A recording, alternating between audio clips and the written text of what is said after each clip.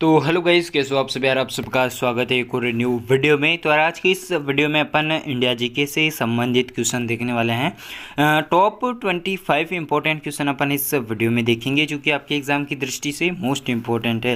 तो यार आपको पता ही होगा वनपाल के एग्ज़ाम में 10 से 12 क्वेश्चन जो है इंडिया जीके से संबंधित पूछे जाते हैं और वही क्वेश्चन अपन इस वीडियो में देखने वाले हैं जो कि आपके एग्ज़ाम की दृष्टि से इंपॉर्टेंट है।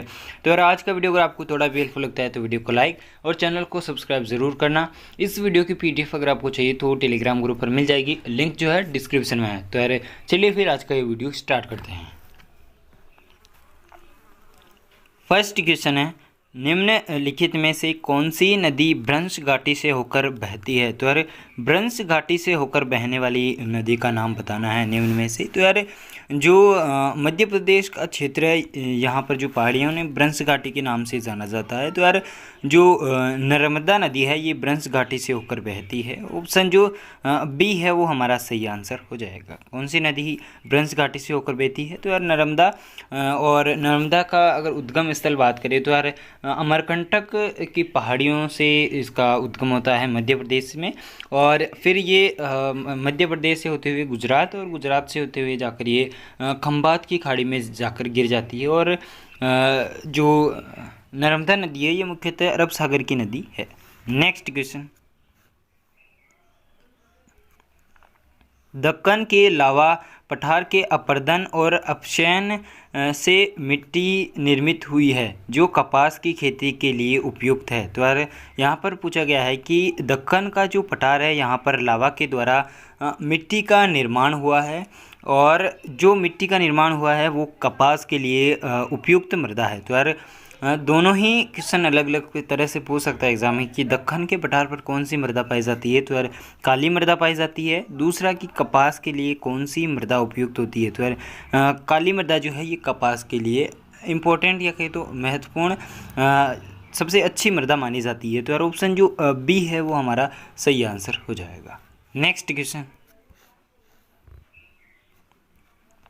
गेहूं का सबसे प्रमुख उत्पादक राज्य निम्न में से कौन सा है। तो यार भारत का गेहूं उत्पादन में सबसे बड़ा राज्य कौन सा है ये बताना है। तो यार गेहूं सर्वाधिक जो है उत्तर प्रदेश में उत्पादित होता है भारत में। ऑप्शन जो बी है वो हमारा सही आंसर हो जाएगा। सबसे ज़्यादा कहाँ होता है? उत्तर प्रदेश में लगभग भारत का 30% गेहूं का उत्पादन होता है जो कि सर्वाधिक है। प्रथम राज्य पूछे तो भी उत्तर प्रदेश होगा, सर्वाधिक भी उत्तर प्रदेश। सेकंड नंबर पर जो है एमपी यानी मध्य प्रदेश आता है और थर्ड जो है पंजाब। ये टॉप 3 आपको याद रखना है। एग्जाम में पूछ सकता है कि जो हरित क्रांति है वो किससे संबंधित है। तो यार गेहूं से संबंधित है हरित क्रांति। नेक्स्ट क्वेश्चन, भारत के सबसे दक्षिण भाग में स्थित पहाड़ियाँ निम्न में से कौन सी है। तो यार सबसे दक्षिणी पहाड़ी कौन सी है निम्न में से ये बताना है भारत की। तो यार कोर्डेमम जो है ये पहाड़ी है जो कि ऑप्शन सी हमारा सही आंसर हो जाएगा। जो कोर्डेमम पहाड़ी है ये भारत की सबसे दक्षिणतम पहाड़ियों में से है जो कि केरल व तमिलनाडु की सीमाओं पर स्थित है। नेक्स्ट क्वेश्चन, निम्न में से किस राज्य समूह का एक ही उच्च न्यायालय है। तो यार यहाँ पर थोड़ा ये अलग तरह का क्वेश्चन है, यानी एक ही न्यायालय है किन दो राज्यों का निम्न में से ही बताना है। तो यार आपको पता होगा जो पंजाब व हरियाणा है इन दोनों ही राज्यों का जो है एक ही उच्च न्यायालय है। तो यार ऑप्शन जो बी है वो हमारा सही आंसर हो जाएगा। पहले ये एक ही राज्य था किंतु बाद में इन्हें अलग कर दिया और जो इनका न्यायालय है वो वर्तमान में एक ही है जो कि कहाँ पर है। तो यार चंडीगढ़ में है। और वर्तमान में भारत में जो है 25 उच्च न्यायालय हैं। अगर एग्जाम में पूछे तो 25 उच्च न्यायालय हैं और भारतीय संविधान की भाग 6 में या कहे तो अनुच्छेद 214 में उच्च न्यायालय का उल्लेख है। नेक्स्ट क्वेश्चन, भारत में पाए जाने वाला अधिकांश लोह धातु किस किस्म का है। तो यार लोह धातु किस किस्म का है भारत में पाया जाने वाला? देखो लोह पदार्थ जो है मुख्यतः 4 प्रकार का पाया जाता है हमारी पृथ्वी पर। एक तो उच्च क्वालिटी का, फिर निम्न क्वालिटी, इस तरह से क्वालिटी के आधार पर 4 भाग कह सकते हैं हमें। तो यार हमारे जो भारत है यहाँ पर सर्वाधिक जो है हेमेटाइटिस प्रकार का लोहा सर्वाधिक पाया जाता है। ऑप्शन जो ए है वो हमारा सही आंसर हो जाएगा। जाएगा। यह जो है कह सकते हैं सेकंड क्वालिटी का लोहा है। जो मैग्नेटाइटिस है ये सबसे कम पाया जाता है भारत में, किंतु सर्वाधिक क्वालिटी जो है ये मैग्नेटाइटिस जो लोहा है उसी की होती है, किंतु भारत में जो है वो लगभग सर्वाधिक हेमेटाइटिस ही पाया जाता है और सेकंड नंबर पर आता है हेमेटाइटिस, फर्स्ट जो है वो मैग्नेटाइट ही है। अगर बात करें तीसरा तो लिमोनाइट है, फिर सीडेराइट है। इस प्रकार से 4 प्रकार से लोहे हैं। जो सीडेराइट है ये सबसे लो क्वालिटी का लोहा माना जाता है। नेक्स्ट क्वेश्चन, भारत में सर्वाधिक चीनी उत्पादन होता है, तो यार चीनी उत्पादन भारत में सर्वाधिक किस राज्य के द्वारा होता है? तो यार जो महाराष्ट्र है ये सर्वाधिक चीनी उत्पादन करता है। ऑप्शन बी हमारा सही आंसर हो जाएगा। फर्स्ट जो है महाराष्ट्र है, सेकंड स्थान जो है वो उत्तर प्रदेश का है। तो यार दोनों ही पूछ सकता है एग्जाम में, फर्स्ट या सेकंड। नेक्स्ट क्वेश्चन, कांकरापार परियोजना किस नदी पर स्थित है? तो यार कांकरापार जो परियोजना है ये किस नदी पर स्थित है निम्न में से ये बताना है। तो यार ताप्ती नदी पर यह परियोजना स्थित है। ऑप्शन ए जो है वो हमारा सही आंसर हो जाएगा। अगर पूछे कि ये जो परियोजना है ये किस राज्य में है, तो यार गुजरात की यह परियोजना है, ताप्ती नदी पर स्थित है। नेक्स्ट क्वेश्चन, प्रसिद्ध लेंगून झील चिल्का किस राज्य में स्थित है? तो यार यहाँ पर पूछा गया है कि प्रसिद्ध झील है लेंगून, चिल्का झील किस राज्य में स्थित है? तो यार यहाँ पर चिल्का झील जो है इसे ही लेंगून झील कहा गया है। तो यार भारत की सबसे बड़ी झील है जो है वो चिल्का है, जो कि उड़ीसा राज्य में स्थित है। कहाँ पर स्थित है? उड़ीसा में। ऑप्शन जो ए है वो हमारा सही आंसर हो जाएगा। भारत की सबसे बड़ी झील है यह एक खारे पानी की झील है जो कि उड़ीसा में स्थित है। नेक्स्ट क्वेश्चन, निम्नलिखित में से कौन सा नगर कर्क रेखा से निकटतम दूरी पर अवस्थित है? तो यार कर्क रेखा जो है आपको पता ही होगा भारत के लगभग मध्य से होकर गुजरती है, जो कि 23.5 डिग्री उत्तरी अक्षांश है, उसे कर्क रेखा के नाम से जाना जाता है।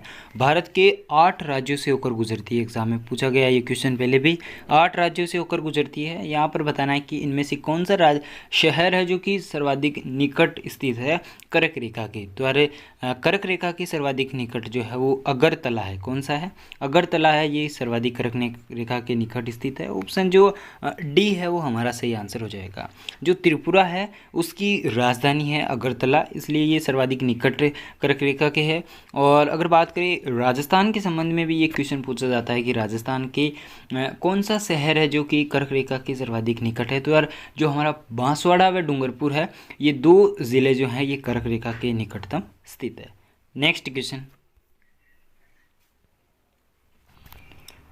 भारत में कितने वर्षों के अंतराल के पश्चात जनगणना की जाती है? तो यार जनगणना की बात करें तो यार भारत में प्रत्येक 10 वर्ष में जो है जनगणना की जाती है। ऑप्शन जो ए है वो हमारा सही आंसर हो जाएगा। इंपॉर्टेंट क्वेश्चन है, जनगणना के संबंध में लगभग हर बार क्वेश्चन पूछा जाता है। तो यार सर्वप्रथम अगर बात करें सही वैज्ञानिक तरीके से, तो यार 1872 में जो है भारत में सर्वप्रथम जनगणना की गई थी। उसके बाद जो है 1881 में की गई, और 1881 के बाद प्रत्येक 10 वर्ष के बाद जो है जनगणना की जाती है। और लॉर्ड रिपन के समय हुई थी 1881 में सही तरीके से जनगणना। और इसके अलावा अगर नवीनतम जनगणना हो तो 2011 में जो है हमारी नवीनतम जनगणना हुई थी। नेक्स्ट क्वेश्चन,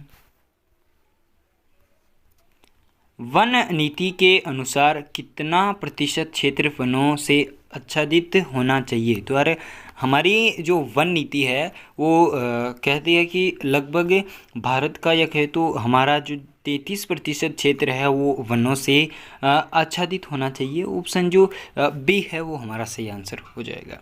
सर्वप्रथम अंग्रेजों के समय 1894 में हमने हमारी प्रथम वन नीति बनाई थी। इसके अलावा जो है 1952 में हमने आज़ादी के बाद हमारी स्वतंत्र वन नीति बनाई थी, और इसमें जो है ये कहा गया है कि 33% जो है हमारा क्षेत्र जो है वनों से होना चाहिए, जो कि वर्तमान में नहीं है।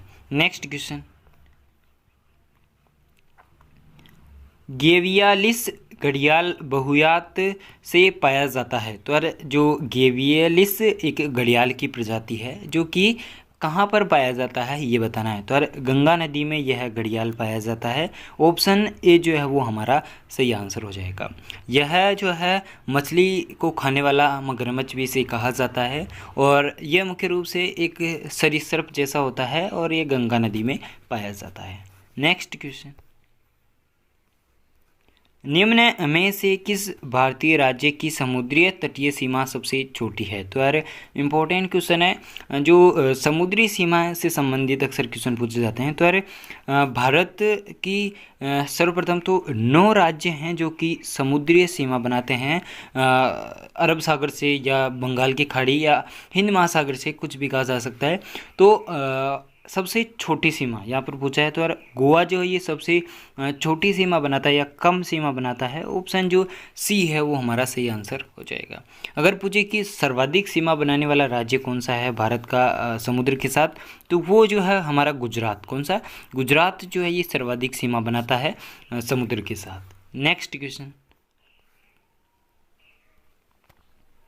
भारत कुल लोह निर्यात का कितना प्रतिशत जापान को निर्यात करता है? तो यार अगर आपको पता हो तो यार भारत जो है सर्वाधिक लोहे का निर्यात जो है वो जापान को ही करता है और जापान को लगभग 68% के आसपास जो है भारत अपने लोहे का निर्यात करता है। ऑप्शन जो बी है वो हमारा सही आंसर हो जाएगा। अगर बात करें भारत में सर्वाधिक लोहा उत्पादन की, तो यार उड़ीसा, छत्तीसगढ़ व झारखंड ये टॉप 3 राज्य है जहाँ पर सर्वाधिक लोहा उत्पादन होता है। नेक्स्ट क्वेश्चन, भारत किसका सबसे बड़ा उत्पादक और उपभोक्ता है? तो यार भारत सबसे बड़ा उत्पादक भी है और उपभोक्ता भी है। निम्न में से किसका है सर्वाधिक ये बताना है। तो यार भारत जो है चाय का सबसे बड़ा उपभोक्ता है, उसके अलावा उत्पादन भी सर्वाधिक भारत में ही होता है। तो यार ऑप्शन जो बी है वो हमारा सही आंसर हो जाएगा। आपको पता होगा कि सबसे ज़्यादा चाय जो है हमारे पी जाती है, लोग तो 3-3 4-4 बार चाय पी जाते हैं। नेक्स्ट क्वेश्चन, हीराकुंड परियोजना किस नदी के जल प्रवाह को नियंत्रित करती है? तो यार हीराकुंड परियोजना जो है ये किस नदी पर है बेसिकली ये पूछा है। तो यार यह जो है महानदी की परियोजना है। किस नदी की है? महानदी की परियोजना है। ऑप्शन जो सी है वो हमारा सही आंसर हो जाएगा। हीराकुंड परियोजना महानदी के जल प्रवाह को नियंत्रित करती है। यह परियोजना जो है उड़ीसा में स्थित है। कहाँ पर स्थित है? उड़ीसा राज्य में स्थित है, जो कि एग्जाम में पहले भी पूछा हुआ है कि कहाँ पर स्थित है हीराकुंड परियोजना। तो यार उड़ीसा में स्थित है। नेक्स्ट क्वेश्चन, भारत की भूगर्भीय संरचना में किस प्रकार की चट्टानें पाई जाती है? तो यार भारत की भूगर्भीय जो संरचना है यहाँ पर जो है प्राचीनतम चट्टानें, इसके अलावा नवीनतम चट्टानें, दोनों ही प्रकार की चट्टानें पाई जाती है। तो यार ऑप्शन सी हमारा सही आंसर हो जाएगा, ए व बी दोनों। नेक्स्ट क्वेश्चन, भारत में राष्ट्रीय शुष्क बागवानी अनुसंधान केंद्र कहाँ स्थित है? तो यार ये इंपॉर्टेंट क्वेश्चन है क्योंकि ये जो है ये राजस्थान में ही स्थित है, इसलिए एग्जाम में पूछ सकता है। तो यार राष्ट्रीय शुष्क बागवानी अनुसंधान केंद्र जो है ये हमारे बीकानेर में स्थित है। कहाँ पर स्थित है? बीकानेर में स्थित है। ऑप्शन ए जो है वो हमारा सही आंसर हो जाएगा। इसकी स्थापना जो है 1993 में बीकानेर में की गई थी। और अगर बात करें कि ये किसके लिए कार्य करता है, तो यार ये अर्धशुष्क बागवानी फसलें हैं उनके लिए ये रिसर्च की जाती है। नेक्स्ट क्वेश्चन, भारत की सर्वाधिक महत्वपूर्ण मिट्टी कौन सी है? तो यार भारत की सर्वाधिक महत्वपूर्ण मिट्टी के बारे में यहाँ पर पूछा है। तो यार भारत की सबसे महत्वपूर्ण मिट्टी जो है वो जलोढ़ मिट्टी है। भारत की नहीं, लगभग हर जगह या विश्व में कहीं भी अगर पूछे तो जलोढ़ ही सर्वाधिक अच्छी मिट्टी मानी जाती है। ऑप्शन जो सी है वो हमारा सही आंसर हो जाएगा। क्योंकि ये तो सर्वप्रथम याद रखना, सर्वाधिक अगर बात करें विस्तृत मृदा कौन सी है भारत में, तो जो है जलोढ़ मृदा ही सबसे ज़्यादा विस्तृत है। इसके अलावा सर्वाधिक उपजाऊ मृदा भी है ये। और यहाँ पर जो है जितने भी महत्वपूर्ण गेहूँ, धान, मक्का या कहे तो अम्लीय क्षार, ये सब चीज़ें जो है यहीं पर पाई जाती है। नेक्स्ट क्वेश्चन, उत्तर पश्चिम भारत में शीतकाल में होने वाली वर्षा को कहा जाता है? तो यार उत्तर पश्चिम भारत में होने वाली वर्षा। आपको पता होगा शीत ऋतु में हमारे मुख्यतः राजस्थान के आसपास के जो राज्य है यहाँ पर जो वर्षा होती है उसे के बारे में पूछा है। तो यार मावट कहा जाता है शीत ऋतु में होने वाली वर्षा को। ऑप्शन सी जो है वो हमारा सही आंसर हो जाएगा। शीतकाल में जो है भूमध्य सागरीय हवाओं के कारण या कहे तो पश्चिमी विक्षोभों के कारण जो है मावट होती है। नेक्स्ट क्वेश्चन, निम्नलिखित राष्ट्रीय उद्यानों में से सही सुमेलित नहीं है। तो यार इस प्रकार से भी एग्जाम में अक्सर क्वेश्चन पूछे जाते हैं कि जो राष्ट्रीय उद्यान है वो इस तरफ है, वो कुछ जिले या कुछ राज्य यहाँ दिए हुए हैं, इनमें हमें गलत कथन बताना है। या तो मिलान का पूछेगा या फिर गलत का पूछेगा। तो यार काजीरंगा जो राष्ट्रीय उद्यान है ये त्रिपुरा में स्थित नहीं है। तो यार जो पहला है यही हमारा सही आंसर हो जाएगा। काजीरंगा जो है ये त्रिपुरा में स्थित नहीं है। ऑप्शन ए जो है हमारा सही आंसर हो जाएगा। केवलादेव राजस्थान में है, बिल्कुल सही है। कान्हा राष्ट्रीय उद्यान मध्य प्रदेश में है, ये भी बिल्कुल सही है। जिम कॉर्बेट नेशनल पार्क भी उत्तराखंड में है, ये भी बिल्कुल सही है। काजीरंगा जो है ये असम में स्थित है, ये याद रखना, त्रिपुरा में नहीं है, ये असम में स्थित है। इसके अलावा पूरे भारत में ये एक सींग वाले गेंडे के लिए प्रसिद्ध है। नेक्स्ट क्वेश्चन, नर्मदा नदी का उद्गम स्थल है। तो यार नर्मदा नदी जो मध्य भारत की एक महत्वपूर्ण नदी में से एक है, इसका उद्गम स्थल जो है अमरकंटक से होता है। ऑप्शन बी हमारा सही आंसर हो जाएगा। और ये अरब सागर की नदी है। और स्टैच्यू ऑफ यूनिटी जो है ये इसी के किनारे स्थित है। आपको पता होगा सरदार वल्लभ भाई पटेल की विश्व की सबसे ऊंची मूर्ति है जो कि गुजरात में स्थित है। और ये जो है किस नदी के किनारे अगर पूछे तो नर्मदा नदी के किनारे ही स्थित है। नेक्स्ट क्वेश्चन, भारत की नदियों के उद्गम स्थल में गलत सुमेलित है। तो यार यहाँ पर फिर से गलत कथन बताना है। तो यार नदियों के उद्गम स्थल के बारे में बताना है। तो यार जो लूणी नदी है राजस्थान की नदी है, नागपाड़ से इसका उद्गम होता है, बिल्कुल सही कथन है। सिंधु नदी का उद्गम काराकोरम से नहीं होता है। तो यार ऑप्शन बी जो है वो हमारा सही आंसर हो जाएगा। सिंधु नदी जो है इसका उद्गम जो है मानसरोवर से होता है। कहाँ से होता है? मानसरोवर तिब्बत से सिंधु नदी का उद्गम होता है। इसके अलावा महानदी का सिहावा रायपुर से उद्गम होता है, ये भी बिल्कुल सही है। गोदावरी का त्र्यंबक की पहाड़ियों से होता है, ये भी बिल्कुल सही है। तो यार ऑप्शन जो बी है वो हमारा सही आंसर हो जाएगा।